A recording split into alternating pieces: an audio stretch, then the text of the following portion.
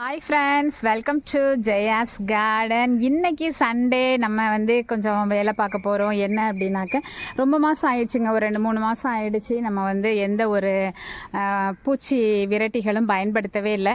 So இன்றைக்கி கொஞ்சம் time இருந்ததுனால ஓகே, இன்றைக்கி நம்ம வேப்பெண்ணெய் மட்டும் மைல்டாக அடித்து விட்டுடலாம், வேப்பெண்ணெய் கரைசல் அப்படின்னு சொல்லிட்டு வந்தாச்சுங்க. இப்போ நான் அது எந்த மாதிரி தெளிக்கிறேன் அப்படின்னு சொல்லிட்டு, இது மைல்டாக எந்த பூச்சிகளுமே இல்லாதப்ப நம்ம பயன்படுத்தக்கூடிய ஒரு மைல்டான ஒரு இதுதான். பூச்சிகள் இருந்தது அப்படின்னா வேறு மாதிரி நம்ம பயன்படுத்தணும். ஓகே, இப்போ நம்ம என்ன பண்ண போகிறோம் அப்படின்னாக்க, இங்கே பாருங்கள், வேப்ப எண்ணெய் 100 கிராம் வாங்கியிருக்கோம். இந்த 100 மில்லி இப்போ நமக்கு 60 ரூபான்னு கிடைக்குதுங்க. இப்போ நம்ம 100 மில்லியும் தான் நம்ம தோட்டத்துக்கு பயன்படுத்த போகிறோம். காரணம் என்ன அப்படின்னா, நம்மக்கிட்ட நிறைய செடிகள் இருக்காங்க. ஸோ அந்த 100 எம்எல்லையும் நம்ம 8 லிட்டர் தண்ணியில் நம்ம கலக்க போகிறோம். ஏன்னா நம்மளோட ஸ்ப்ரேயர் 8 லிட்டர். ஸோ அது சரியாக இருக்கும். நம்ம மண்ணுக்கும் சேர்த்து தான் அடிப்போம். அதை எப்படி கரைக்கிறது அப்படின்னாக்க, இங்கே பாருங்களேன், ஒரு ஸ்பூன் கிட்ட நம்ம ஏதாவது ஒரு சோப் ஆயில் எடுத்து வச்சுக்கோங்க. அதை வச்சு தான் கரைக்கணும். 1 ஸ்பூன் சோப் ஆயில் இந்த மாதிரி கொஞ்சம் தண்ணி எடுத்து அதில் நான் கரைச்சிட்டேங்க. அந்த சோப் ஆயில் இதில் நம்ம அந்த 100 ml வேப்பெண்ணெயை ஊற்றிட்டு நல்லா குலுக்கணும்னு வச்சுக்கோங்களேன். அப்படியே சோப்பு மாதிரி மாறிடுச்சா, எண்ணெயாக இருக்காது. ஸோ இதை நம்ம தண்ணியில் கலக்கும்போது அழகாக அதோட மிக்ஸ் ஆகிடுவாங்க.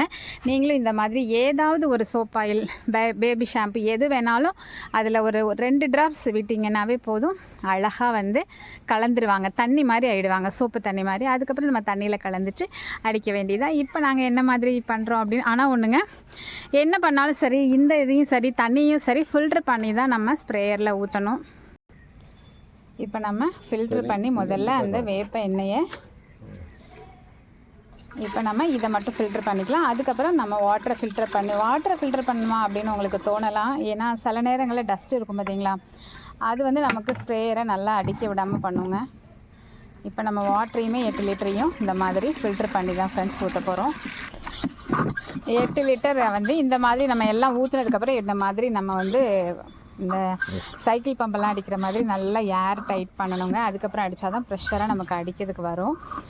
இது எல்லாருமே இதை பார்த்தோன்னே எங்கே வாங்கினீங்க அப்படின்னு கேட்டாங்க. அமேசான்லேயும் ஷாப்ஸ், ஆமாம், ஃப்ளிப்கார்ட்டில் ஒரு தடவை ஆஃபர் போட்டிருந்தாங்க ஃப்ரெண்ட்ஸ். நானும் ரொம்ப நாளாக நிறைய பயன்படுத்திட்டு சரியில்லைன்னு சொல்லிட்டு லோக்கல் நர்சரியில் கேட்டப்போ இது 3000-4000.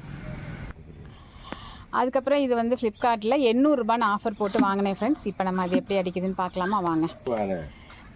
எத்தனை நம்ம ஸ்ப்ரேயர் வாங்கினாலுங்க எல்லாத்தோடையும் கொஞ்சம் ஒரு பெரிய போராட்டம் இருக்கும். அத்தனை போராட்டத்தில் இது கொஞ்சம் பரவாயில்ல அப்படின்னு எனக்கு தோணுனால வாங்கியிருக்கேன். இத்தனை டெஸ்ட் பண்ணணுங்க, சரியாக அது ப்ரெஷராக அடிக்கலை அப்படின்னா அதில் உள்ள ஒவ்வொன்றையும் க்ளீன் பண்ணி, இப்போ பார்த்தீங்களா அடிக்கிறது தெரியுதா, இந்த அளவு தான் இதில் இருக்கும். ஆனால் நான் இதுக்கு முன்னாடி வச்சுருந்த ஸ்ப்ரேயர்லாம் 1 லிட்ரு, அப்புறம் பாட்டிலில் யூஸ் பண்ணுறது, அப்புறம் அந்த மாதிரி எத்தனையோ வாங்கினோங்க.